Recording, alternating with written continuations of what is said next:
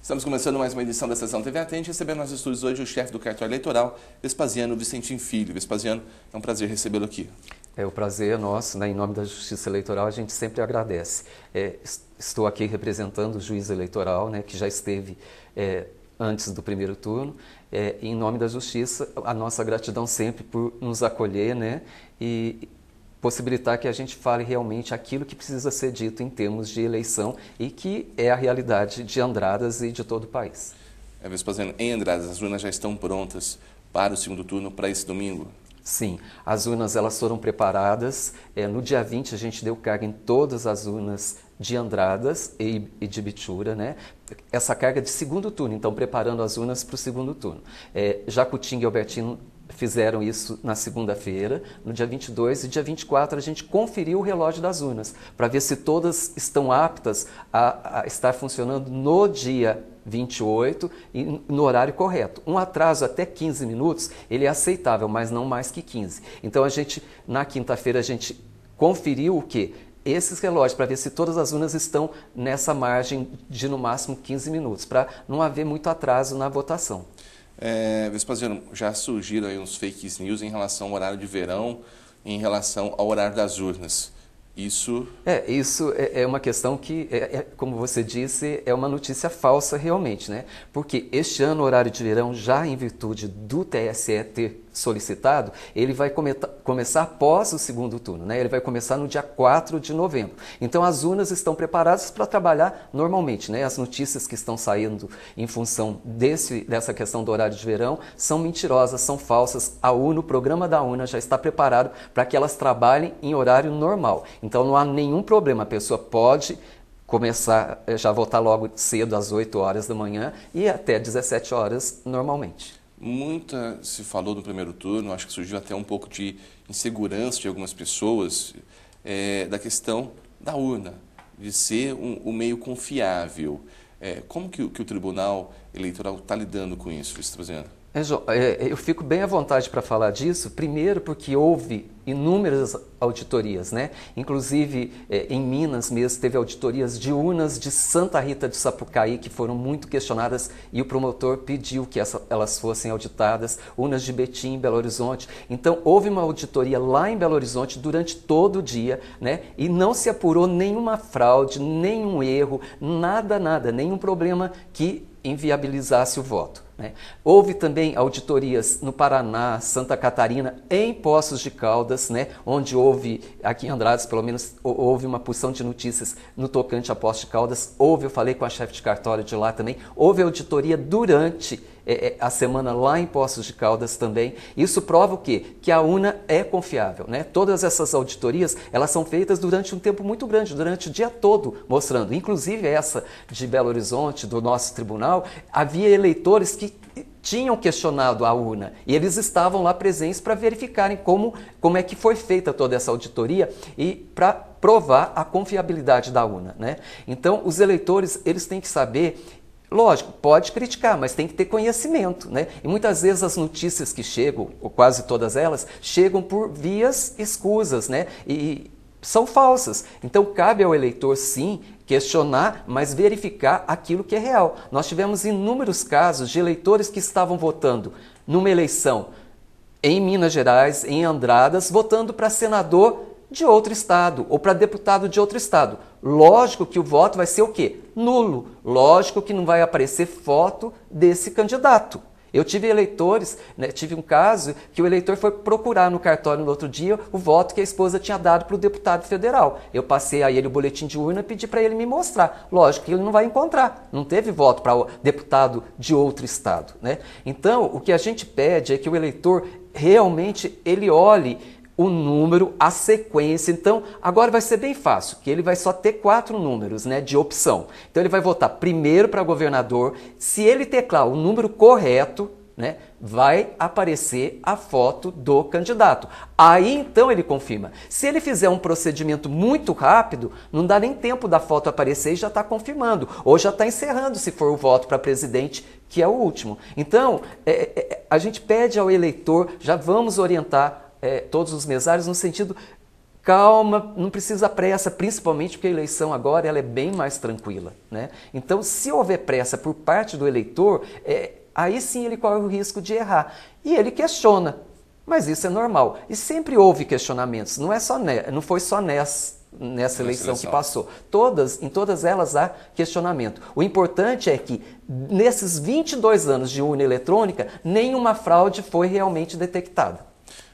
Vespasiano, se a pessoa na hora da votação viu alguma coisa diferente ou achou que não era aquilo que era para acontecer, qual é o procedimento? Como a pessoa deve agir? Na verdade, o que acontece? Ela vai falar com o presidente da mesa. Ele vai ter um formulário no qual ele vai preencher, né, esse formulário. Então, ele vai preencher um formulário com todos os dados, o nome do eleitor, título e discriminando o que aconteceu nessa sessão, né? O eleitor vai assinar, pode fotografar isso daqui, né? Ele vai constar na ata para apreciação do juiz eleitoral. Só que para fazer isso, não vai entrar policial nenhum, né? Que o policial só entra se o presidente da mesa chamar, né? O policial não vai entrar, não tem acesso à urna, não pode verificar a urna, né? O policial tem que se manter a 100 metros. E quem chama o policial é o presidente da mesa, se houver necessidade. Mas esse formulário que vai ser preenchido vai constar da ata, vai para o juiz eleitoral. Se o eleitor, mesmo de posse da cópia, né, da fotografia desse formulário, não estiver satisfeito, aí sim ele pode entrar num aplicativo pelo TRE ou num próprio aplicativo do celular que chama Pardal e registrar essa ocorrência. Inclusive, ele pode fazer isso, né? Agora, é importante que ele saiba que a autoridade máxima na sessão eleitoral é quem? É o presidente da mesa. O presidente da mesa faz as vezes do juiz eleitoral. E o policial, vamos supor que ainda ele não esteja satisfeito. Ele preencheu o formulário, fotografou, ele vai colocar lá no Pardal fora da sessão, coloca no Pardal e ele não está satisfeito. Vamos supor que ele queira ainda fazer um BO. Ele pode fazer esse BO, mas fora da sessão eleitoral. Dentro da sessão eleitoral ele não vai fazer BO. Tá? O que pode acontecer é de os mesários serem desacatados. Aí, nesse caso, o presidente chama a força policial para fazer o BO contra o eleitor que desacatar o presidente da mesa, porque ele está ali representando o juiz eleitoral e zelando pelo quê?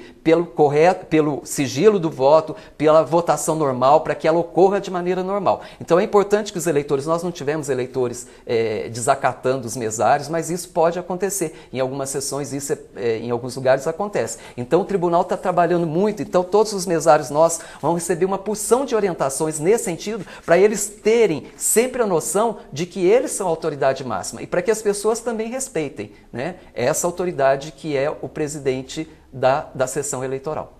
No primeiro turno, a gente teve algum problema aqui, André? Foi tranquilo, né? Foi. Nós tivemos alguns casos de eleitores que falaram que a foto não apareceu, né? Então, eu sempre questiono. No próprio dia eu questionei. Nós tivemos 23.499 eleitores votando. Então, nós tivemos 2 ou 3 casos em que a pessoa falou que não apareceu a foto, né? Então, é complicado.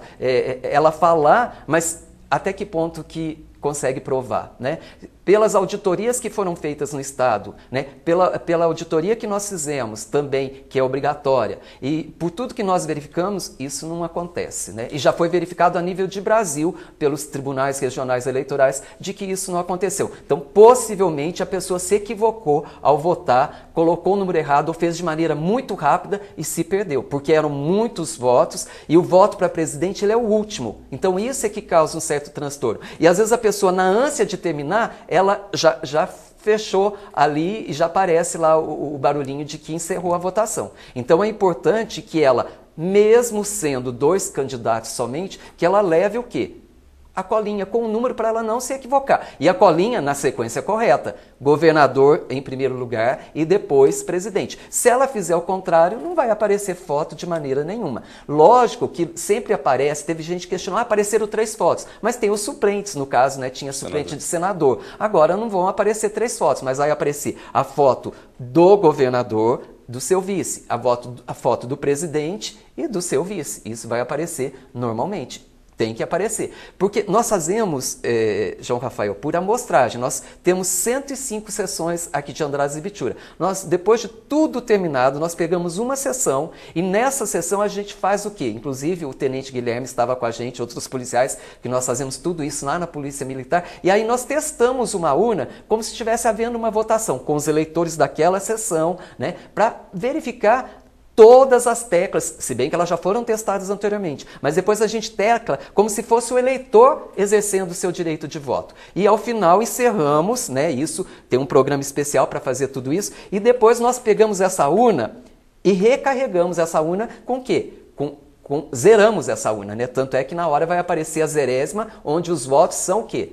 Zerados, tá? Vespasiano, essa é uma eleição que deve ser mais rápida, são 2 candidatos, governador e presidente. Acredita-se que nesse segundo turno também não deve ocorrer filas. O que acontece normalmente, a tendência é essa. O que acontece é que as pessoas gostam, ainda mais se o dia estiver bonito, né? E a gente assim espera que facilita também o trabalho. Se o dia está bem bonito, as pessoas querem ir de manhã para quê? Para que tenham a tarde toda livre. Então, de manhã pode acontecer um pouquinho mais de fila, mas, primeiro, os mesários agora estão muito mais rápidos, né? Já passaram por um treinamento anterior e pela prática realmente do dia das eleições. Então eles estão mais o quê? Mais firmes, mais convictos daquilo que eles estão fazendo. Então eles não têm que pensar muito na estratégia, no procedimento. Já vai ser uma coisa automática. Muito embora nós não tenhamos mais secretário. Nós só vamos ter presidente primeiro, mesário, depois segundo mesário. Então somente 3 pessoas. Mas elas são suficientes para quê? Para que o trabalho aconteça normalmente. Então eu acredito que nós não tenhamos nenhum problema de fila. O que vai acontecer é que o tempo de votação ele é o mesmo. Começa 8 horas da manhã e não antes das 8 e termina às 17 horas. Ainda que aquela sessão tenha poucos eleitores, nós temos sessões com 59 eleitores, por exemplo, nós temos uma sessão, ainda que ela tenha só 59 e os 59 eleitores tenham terminado de votar, o mesário vai esperar até 5 horas da tarde.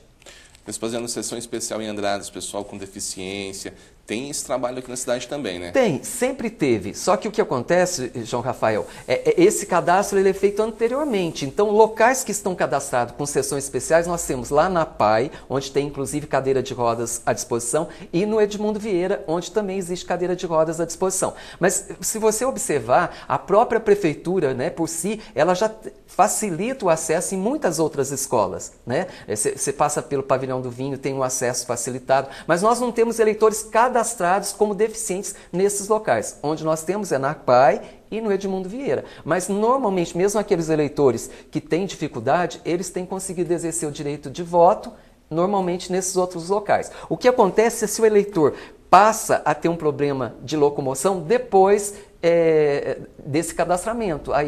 E às vezes ele não consegue mesmo nenhuma locomoção. Às vezes ele vai para um local que tem escada, como Edmundo Vieira, numa sessão que tem escada. Aí não tem mais tempo hábil para mudar, porque nós só fizemos isso até dia 23 de agosto.